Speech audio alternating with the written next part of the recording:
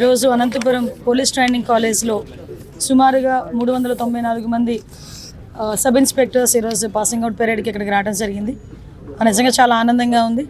వీళ్ళందరూ కూడా తమ శిక్షణ పూర్తి చేసుకొని ఈరోజు ఒక గర్వంగా ఈరోజు వాళ్ళు బయటికి వెళ్ళి తమ సేవలు అందించడానికి, తమ ఉద్యోగ ధర్మాలు నిర్వర్తించడానికి ఈరోజు వెళ్ళే కార్యక్రమాలకి మేమందరం కూడా ముఖ్య అతిథిగా హాజరైనందుకు ప్రత్యేకంగా డిపార్ట్మెంట్ వాళ్ళందరికీ కూడా ధన్యవాదాలు తెలియజేసుకుంటున్నా. ఈ కార్యక్రమానికి మన డీజీపీ గారు హరీష్ కుమార్ గుప్తా గారు, అదేవిధంగా మన ప్రిన్సిపల్ గారు మోహన్ రావు గారు, డిపార్ట్మెంట్ మొత్తం అందరూ కూడా ఇక్కడికి వచ్చి ఉన్నారు. ఈరోజు ఇక్కడ చూసుకుంటే సుమారుగా దగ్గర 394 మందిలో 97 మంది ఓవరాల్గా మహిళలు ఉండడం అన్నది నిజంగా చాలా గర్వకారణం. ఈ రోజుల్లోనే మేము దేనికి తీసుకోం అనేటట్టుగానే పోలీసు ఉద్యోగానికి కూడా వాళ్ళు స్వతహాగా ముందుకొచ్చి మేము చేస్తామని చెప్పి రావడమే కాకుండా కఠినతరమైన ట్రైనింగ్ ప్రోగ్రామ్ను కూడా కంప్లీట్ చేసుకొని ఈరోజు పోలీస్ పాసింగ్ అవుట్ పరేడ్కి ఈరోజు వచ్చిన 97 మంది మహిళా సబ్ ఇన్స్పెక్టర్లకి కూడా మనస్ఫూర్తిగా ప్రత్యేకంగా ధన్యవాదాలు తెలియజేసుకుంటున్నాం. అదేవిధంగా ఈరోజు ఇక్కడ చూసుకుంటేనండి దగ్గర బీటెక్ చేసిన వాళ్ళు, బీకామ్ చేసిన వాళ్ళు, ఎంటెక్లు చేసిన వాళ్ళు, బీఫార్మసీ చేసిన వాళ్ళు, అదేవిధంగా ఇంతకు ముందు డిపార్ట్మెంట్లో పోలీస్ కానిస్టేబుల్గా ఉండి ఎస్ఐల కింద ఎలాగైనా అవ్వాలి అని తపంతో చాలా దూర ప్రాంతాల నుంచి చాలా కష్టపడి ఈరోజు ఈ ఎస్ఐ ట్రైనింగ్ పూర్తి చేసుకుని ఈరోజు బయటకు వెళ్ళే పరిస్థితి ఈరోజు కనిపిస్తూ ఉంది. ఈరోజు చాలామంది పోలీస్ డిపార్ట్మెంట్ వాళ్ళని కూడా ఈరోజు ఎప్పటికెప్పుడు గౌరవ చంద్రబాబు నాయుడు గారి ఆదేశాల మేరకు టెక్నాలజీని బేస్ చేసుకొని విజిబుల్ పోలీస్ కన్నా ఇన్విజిబుల్ పోలీసింగ్తో నేరాలను అరికట్టాలి అని ఒక కృతనిశ్చయంతో ఈరోజు గౌరవ చంద్రబాబు నాయుడు గారు, ముఖ్యమంత్రి వర్యులు, అదేవిధంగా పోలీసు సిబ్బంది అందరం కూడా మేము పనిచేయడం అందరూ కూడా చూస్తున్నారు. దానిలో భాగంగానే సుమారుగా 1,00,000 సీసీటీవీ కెమెరాలని మేము ఇన్స్టాల్ చేయాలని చెప్పి లక్ష్యంగా పెట్టుకున్నాం. మేము మ్యాక్సిమం ఈ ఏప్రిల్ ఎండింగ్ నాటికి అది పూర్తి చేయగలమన్న నమ్మకం కూడా మాకుంది. ఇంతకు ముందు గవర్నమెంట్లో మీకు తెలుసు సీసీ కెమెరాలు కూడా పనిచేయని పరిస్థితుల్లో, ఈవెన్ దో పోలీస్ స్టేషన్స్లో కూడా సీసీ కెమెరాలు పనిచేయని పొజిషన్స్లో ఉన్నాయి. కానీ ఈరోజు పరిస్థితులు ఎలా ఉన్నాయంటే ప్రతి చోట ఈవెన్ గౌరవ నారా లోకేష్ గారు, విద్యాశాఖ మంత్రి నారా లోకేష్ గారిని కూడా మొన్న మేము డీజీపీ గారు రిక్వెస్ట్ చేసి ప్రతి హాస్టల్లో కూడా, ఉమెన్ హాస్టల్స్లో కూడా, గర్ల్స్ హాస్టల్ దగ్గర కూడా సీసీ కెమెరాలు ఏర్పాటు చేయమని చెప్పడం జరిగింది. ఈవెన్ అన్ని డిపార్ట్మెంట్స్లో ఉన్న మంత్రులందరికీ కూడా మేము ఇన్ఫార్మ్ చేయడం జరిగింది. హాస్పిటల్స్ దగ్గర నుంచి ప్రతి చోట కూడా సీసీ కెమెరాస్ ఉండాలి. ఎక్కడ ఏమి జరిగినా కూడా ఇమీడియట్గా దానికి రెస్పాండ్ అయ్యే పరిస్థితి కనిపించాలి అని. దానికి ఎగ్జాంపుల్ ఏంటంటే నిన్న ట్విట్టర్లో ఒకటి వచ్చింది. తిరుపతి దగ్గర ఒక హాస్టల్ పిల్లలు బయటకు వెళ్తూ ఉంటే ఒక మిస్బిహేవ్ చేసి ఒక అతను వెళ్ళిపోతాడు ఇష్టానుసారంగా మాట్లాడి. సో ఇమీడియట్గా అక్కడ నియర్ బై ఒక ఇంటి దగ్గర సీసీ కెమెరాలు అది క్యాప్చర్ చేసుకొని ఒక అన్నోన్ పర్సన్ మాకు ట్వీట్ పెట్టాడు. దాన్ని మాకు పంపించేసరికి మేము ఇమీడియట్గా ఎస్పీ గారికి పంపించేసరికి వాటిని ట్రేస్ అవుట్ చేసుకొని అలాంటి వాటిని కూడా, అంటే ఈవ్ టీజింగ్ని కూడా అరికట్టడానికి సీసీ కెమెరాలు ఉపయోగపడే పరిస్థితి ఈరోజు కనిపిస్తూ ఉంది.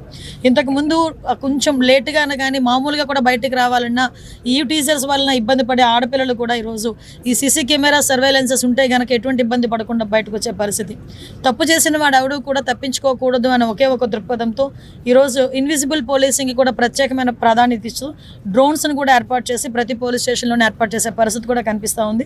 మీ అందరికీ తెలుసు ఈరోజు పోలీస్ డిపార్ట్మెంట్ గాంజాయి పట్ల, అదేవిధంగా డ్రగ్స్ పట్ల కూడా ఉక్కుపాదం మోపడం, ఈగలకి కూడా ప్రత్యేకంగా ఒక బడ్జెట్ కేటాయించుకోవడం, సైబర్ పోలీస్ స్టేషన్స్ని కూడా ప్రతి జిల్లాలో ఏర్పాటు చేసుకోవడానికి బడ్జెట్ని రూపొందించుకోవడం కూడా జరిగింది. ప్రత్యేకంగా గౌరవ చంద్రబాబు నాయుడు గారికి, అదేవిధంగా ఆర్థిక శాఖ మంత్రి పయ్యావుల కేశవ్ గారికి, పవన్ కళ్యాణ్ గారికి కూడా ప్రత్యేకంగా ధన్యవాదాలు తెలియజేసుకోవాలి. ఎందుకంటే ఎప్పుడూ లేని విధంగా హోమ్ డిపార్ట్మెంట్కి ప్రత్యేకమైన నిధులు ఏర్పాటు చేసుకోవడం కూడా ఈరోజు బడ్జెట్ కేటాయించడం కూడా జరిగింది.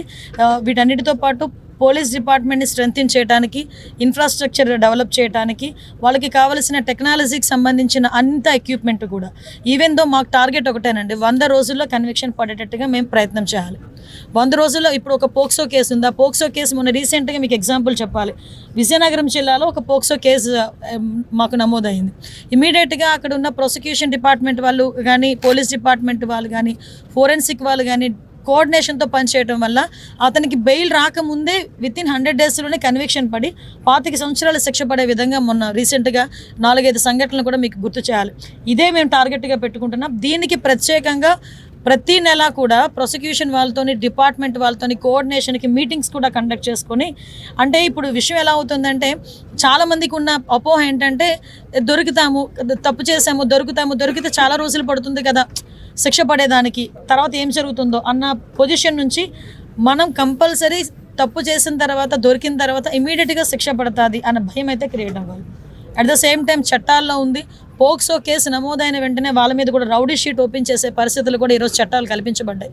దాన్ని బేస్ చేసుకొని కూడా ఆడపిల్లల మీద అఘాయిత్యాలు తెగబడిన వాళ్ళు ఎవరైనా ఉంటే కూడా వాళ్ళ మీద ఇమీడియట్గా కేసు ఫైల్ చేయడమే కాకుండా వాళ్ళ మీద రౌడీ షీటర్లు కూడా ఓపెన్ చేసే పరిస్థితి కూడా కనిపిస్తూ ఉంది.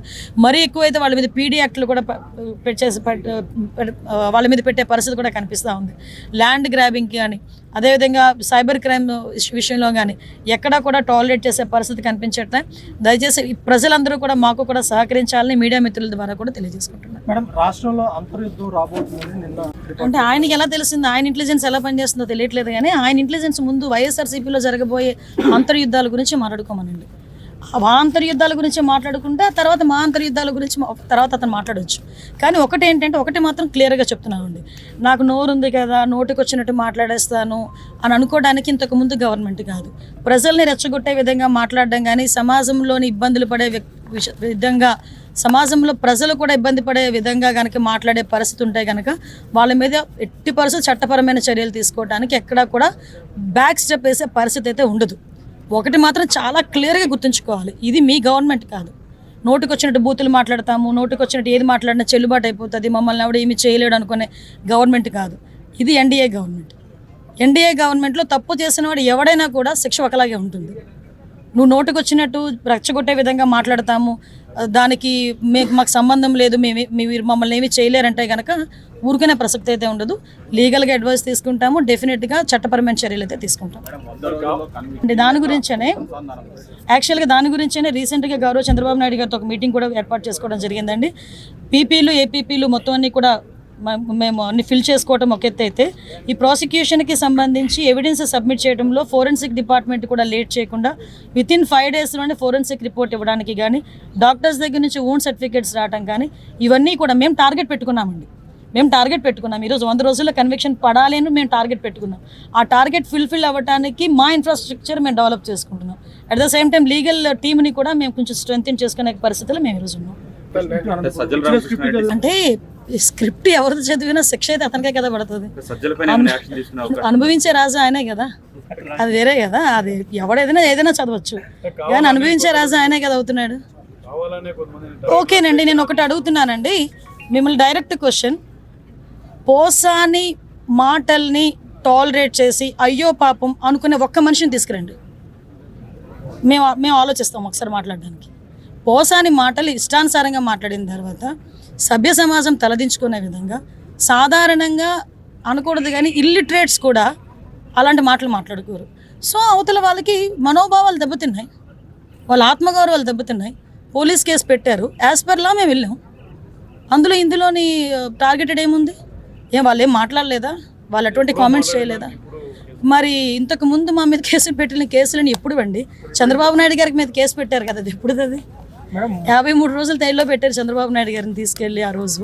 అంటే ఒకటి ఎప్పుడు కాదు, మాకు మాకు కేసు వచ్చింది, మేము యాక్షన్ తీసుకోవాలి, డెఫినెట్గా తీసుకుంటాం. మేము కూడా అంటే విషయం ఏంటంటే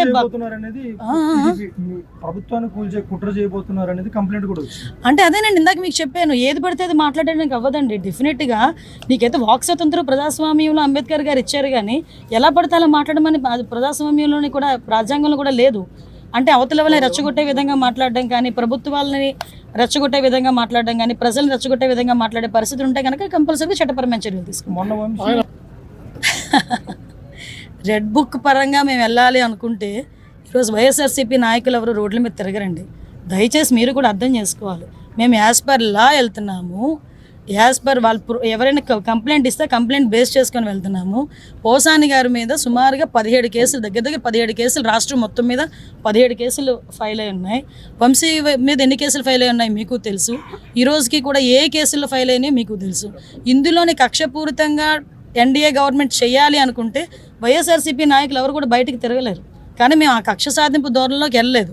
అలాగని తప్పు చేసిన వదిలిపెట్టే ప్రసక్తి లేదు. తప్పు చేసిన వాడికి శిక్ష పడాలి, లేకపోతే భయం ఎలా ఉంటుంది?